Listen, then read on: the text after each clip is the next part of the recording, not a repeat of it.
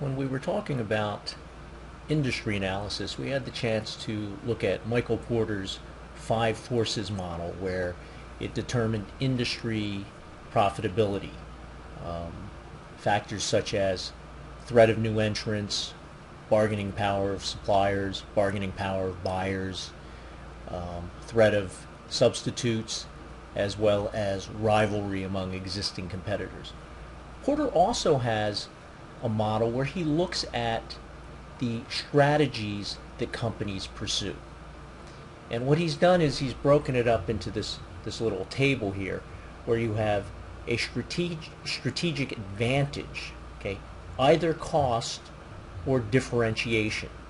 By cost, we don't mean just charging the lowest price. We mean a company that has a low cost advantage, a company that's able to charge a little bit less, but it costs them a lot less to produce the product, in which case they make more money.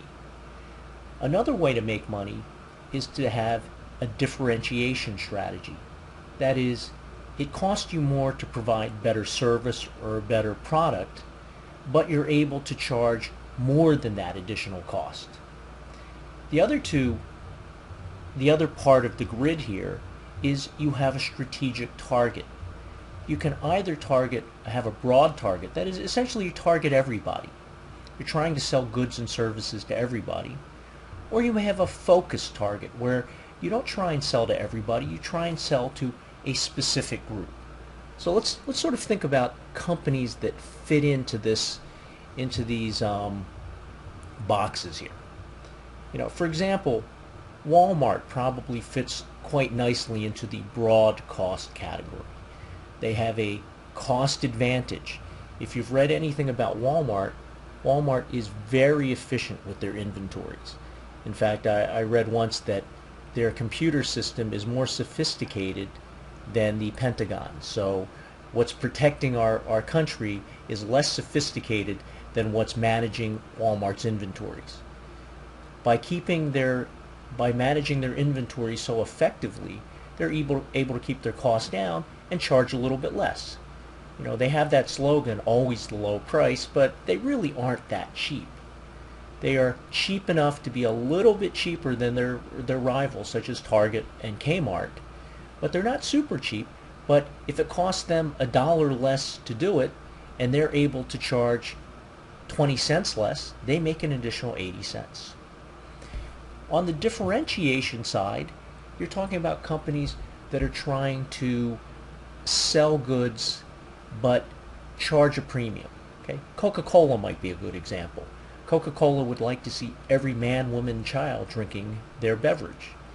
But they've convinced people that it's worth paying an extra 10 or 20 cents for a 2-liter bottle, or maybe 30 or 40 cents for a 2-liter bottle, because it's better. It's a better quality product. And so they're able to charge more. It may cost them a little bit more to make it. It may cost them a little bit more because they spend a lot on advertising, but they're able to charge enough to make up that difference and to make even more money. On the focus side, again, you can have cost and differentiation. A cost leader, let's see, well, let's go to differentiation. Focus differentiation is a little easier to think of. You have companies such as Mercedes-Benz. Mercedes-Benz sells a differentiated product. That is, they don't want everyone driving a Mercedes-Benz because it wouldn't be as exclusive. The idea is that a privileged few can afford to drive our car.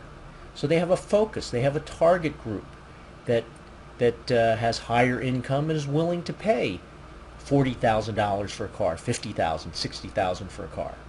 So that's the case where you're targeting a specific group. Okay? You can also have, focus cost. A little harder to think of a company that has a cost advantage but is focusing on a small subset of the population. But again, sometimes you don't want to do business with everybody. One of the things that Professor Porter talks about that's a big thing for him is the idea that you have to have a strategy. Companies that don't succeed are the ones that are stuck in the middle. They're here and they don't know exactly who they are. You can't be everything to everybody. Take hotels, for example.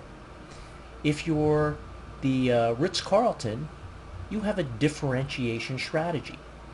You have better hotel rooms. You have better service. If you've ever stayed at an upper end hotel, and it doesn't have to be a Ritz-Carlton, if you've stayed at a Marriott or a Hilton or a Hyatt, these are better hotels. The check-in staff tends to be better educated. They tend to be, they're probably college educated. They may even have MBAs.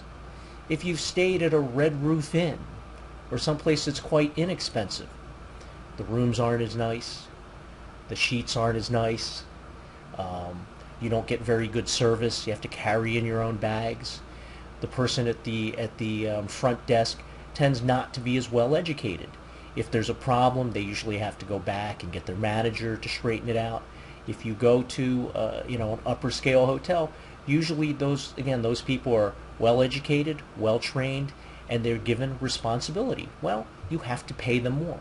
So it's more expensive to run a hotel like that.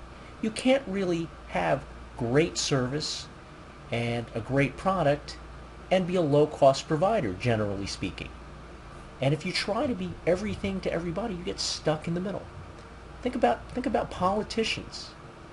You see them all the time flip-flopping on issues because they want to capture everybody, but you can't make everybody happy.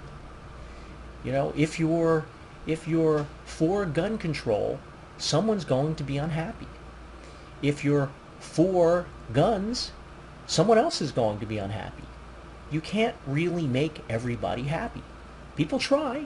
They go out and they talk about, how they're not going to take away your guns, but, we need to do something sensible like register or, ban assault weapons. But then groups like the NRA are very unhappy.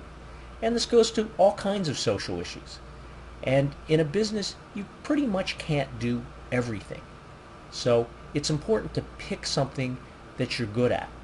Okay? Either we produce a differentiated product, our product is better, it's a little more expensive, but we are providing a better product, a better service, and people are willing to pay for that. Or we have a cost advantage, and we're able to take advantage of that by charging lower prices, but still become profitable. When you look at financial statements, let me see if I can get out of here, you'll find that you can actually identify companies by looking at some financial ratios. This ratio, this table here happens to be from Morningstar, and I'm looking at Nordstrom's. Nordstrom's is the upper end retailer of clothes, and if you look at a couple of things here, let's look at these two factors here: net margin, okay, profitability, and asset turnover. Net margin measures how much you get to keep. When you sell something, how much is left over after, all the costs and the expenses.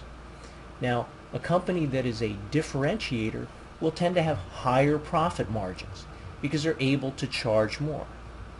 Asset turnover, on the other hand, is a measure of efficiency. How good a job do you use your assets to generate sales? Okay, so let's look at Nordstrom's here. Nordstrom's has profit margins. They had some low profit margins in 2003, 2004, but if you get into 2012, 2011, they're hovering around 5 or 6. Okay, well, it was 8 in 2008, 7.9 in 2007. And if you look at their asset turnover, 1.47, 1.52, around 1.5, 1.4, there's 1.38, 1.36. Let's compare that to another retailer. This one is Walmart. Let's look at Walmart. Walmart has lower margins. Okay, Nordstrom's had margins in the 6% range, 7%, even 8%. These are in the 3.5% range. But look at the asset turnover. Walmart is much more efficient at generating sales with the assets they have. It's around 2.5, 2.4. So their asset turnover is about 1 point higher than Nordstrom's, although their net margin tends to be lower. So you can see that this is a sign that Walmart is a cost leader, which I think most of us would agree with, and that Nordstrom's is a differentiator. If you go to a Nordstrom's, the cashiers tend to be better educated. They tend to be able to handle difficult situations without having to go to the back to seek a manager. Again, they tend to be probably college educated people. They may be retired school teachers. They train them well. They give them some responsibility, but they have to pay them a better salary than the person who works at Walmart, who's probably not as well educated and isn't given the same responsibility. So, being a cost leader and being a differentiator, it's hard to be both. And if you try to be both, you're probably not going to be successful. So the Porter model is an excellent way to think about your company. And again, even without doing too much analysis, you can look at a company, and if you can't decide whether they're a differentiator or a cost leader, then perhaps they are stuck in the middle. A company like Kmart, it's not clear what Kmart is doing. They have products with Martha Stewart's name on them, so they want to sort of differentiate some of their products. But on the other hand, they want to be a cost leader.